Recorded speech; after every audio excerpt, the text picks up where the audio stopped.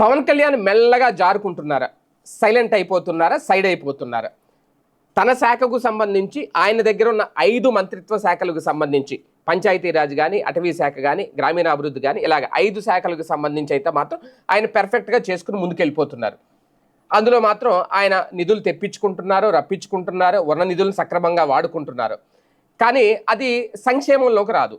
అది డెవలప్మెంట్లోకి వచ్చినా సరే రాష్ట్ర వ్యాప్తంగా ప్రజలకు ఇచ్చిన హామీ ఆయన ఎన్నికలకు ముందు కానీ, తర్వాత చంద్రబాబు నాయుడు గారితో పొత్తు పెట్టుకున్న తర్వాత కానీ ఇచ్చిన హామీలు, ఆయన ప్రజలకు ఇచ్చిన బాండ్లు ఏవైతే ఉన్నాయో ప్రతి ఇంటింటికి వెళ్ళి ఆ ఇంట్లో ఎంతమంది ఉంటే అంతమందికి మేము అధికారంలోకి వస్తే మీకు చేకూరే లబ్ధి ఎంత అని. ఎందుకంటే అప్పట్లో చాలామంది గుర్తుంటే జగన్మోహన్ రెడ్డి ఎన్నికలకు ముందు చేసిన పని అదే.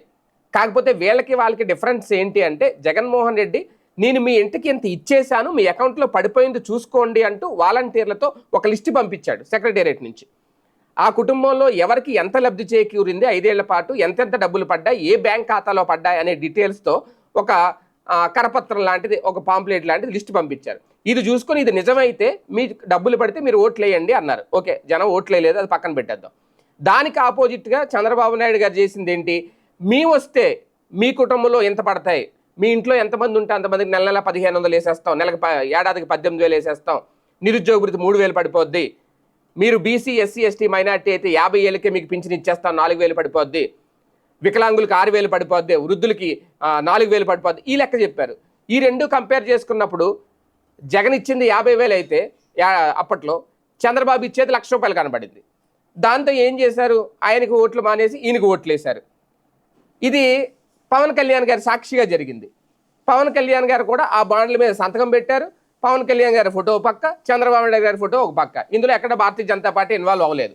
భారతీయ జనతా పార్టీ లోగో కానీ, నరేంద్ర మోడీ ఫోటో కానీ, లేదంటే రాష్ట్రానికి సంబంధించిన నాయకుల ఫోటోలు కానీ ఎక్కడ ఆ బాండ్ల మీద వేయలేదు. అంటే ఇది కంప్లీట్గా టీడీపీ జనసేన కలిపి ఇచ్చుకున్న బాండ్లు. ఇప్పుడు చంద్రబాబు గారు టీడీపీ దానికి సమాధానం చెప్పట్లేదు. మనం ఇలా బాండ్లు ఇచ్చాం కదా, ఇది చెయ్యాలి, మేము చేస్తాము, టైం పడుతుందని ఎక్కడ పవన్ కళ్యాణ్ గారు కూడా ఒక చిన్న స్టేట్మెంట్ కూడా ఇవ్వట్లేదు. కనీసం ఒక ప్రెస్ మీట్ కూడా విడుదల చేయట్లేదు. కనీసం ఎక్స్ వేదికగా ఒక పోస్ట్ కూడా పెట్టట్లేదు. అంటే దాని అర్థం ఏంటి, ఈ బాండ్ల విషయంలో మెల్లగా తప్పుకున్నారా, సైలెంట్ అయ్యారా? వాలంటీర్ల విషయంలో ఎప్పుడో చేతులు ఎత్తేశారు. ఎన్నికలకు ముందు ఆయన కూడా చెప్పారు, మేము వస్తే వాలంటీర్లకు 10,000 ఇస్తాం, వాళ్ళకి ఇంకా అవకాశాలు కల్పిస్తాం, వాళ్ళకి మెరుగైన ఉద్యోగాలు కల్పిస్తాం, భద్రత కల్పిస్తాం, ఇన్ని ప్రకటనలు చేశారు. వచ్చిన తర్వాత సింపుల్గా వాలంటీర్లని రెన్యువల్ చేయలేదు అని తీసి పడేశారు పక్కన. అసలు వాలంటీర్ వ్యవస్థే లేదు, ఆన్ ద రికార్డ్ అన్నారు. అయిపోయింది. 2.5 లక్షల మంది రోడ్డును పడ్డారు వెళ్ళి.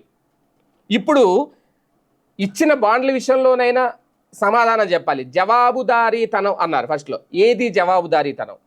జవాబుదారీతనం పవన్ కళ్యాణ్ గారిలో లోపించిందా, చంద్రబాబు నాయుడు గారిలో లోపించిందా, కూటమి ప్రభుత్వంలో లోపించిందా? ఇప్పుడు ఇదే సగటు మానవుడు అడుగుతున్న ప్రశ్న.